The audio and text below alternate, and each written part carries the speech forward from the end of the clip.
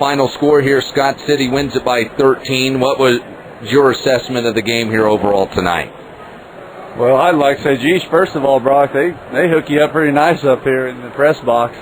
These are pretty comfy chairs. Yes, they are. You to see if Mr. Hinkle can get some of these up in the big house for you. So, it was a tough game. We obviously got in some early foul trouble there. It was a tough battle all night long for us. Once that happened, when you get our, three of our starting five guys, 3 fouls in the first half, and a couple of them was Jade in the first. Jade was in the first quarter. It's going to be a tough battle. That's 3 obviously of our top players. But that happens sometimes. And we got to be a little bit smarter defensively and a little bit smarter on what we're doing, and not pick up stupid fouls. And I didn't think we attacked their zone there early. They got a lot of hands-on balls and anticipated passes, and we didn't ball fake and take advantage of them jumping out of position. But at the same time, it was we're down I think 5 at the quarter. And honestly, I felt pretty good going into halftime. I think we were down 10? 11. So honestly, I felt pretty good at halftime. Going in. Only down 11 when, like I said, 3 of our top guys had fouls, but there in the second, it's tough to play from behind, and the guys kept fighting, but we missed some good open looks from 3, that didn't go down.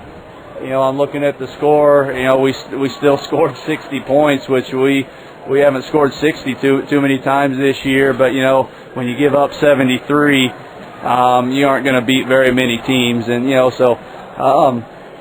defensively we didn't do a very good job, and that's the key. If we could have had a little bit better effort defensively, I think maybe a little bit different. But the way it goes sometimes, so we'll just have to take the loss and go home and get ready for Colby.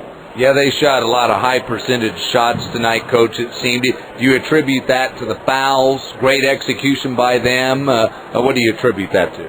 Oh, I think, maybe a little of both. Obviously with fouls, our guys are probably being a little tentative on defense, and that's just human nature to do that. And then, they're a good basketball team. Those guys have played a lot of basketball. I know Coach O'Neill's had those guys playing, since they could probably dribble a basketball. I for sure know his son has been, because when I was here, he was just a little guy, and he was running around, playing basketball. So,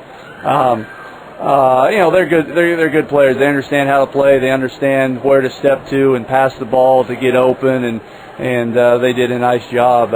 So, got to credit those guys. They didn't come out intimidated, and they did a nice job against us.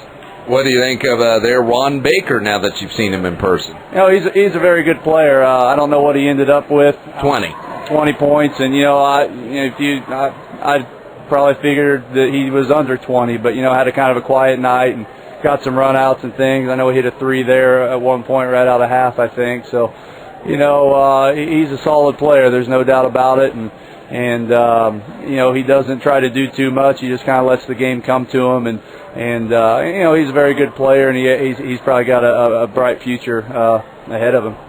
What do you tell the guys? What's the point to them now looking ahead with the Colby tournament starting Thursday? We just got to get back to work, and we got 3 games obviously at Colby coming up next week, and it'll be a good another good test for us to go up to Colby and see what can happen. So.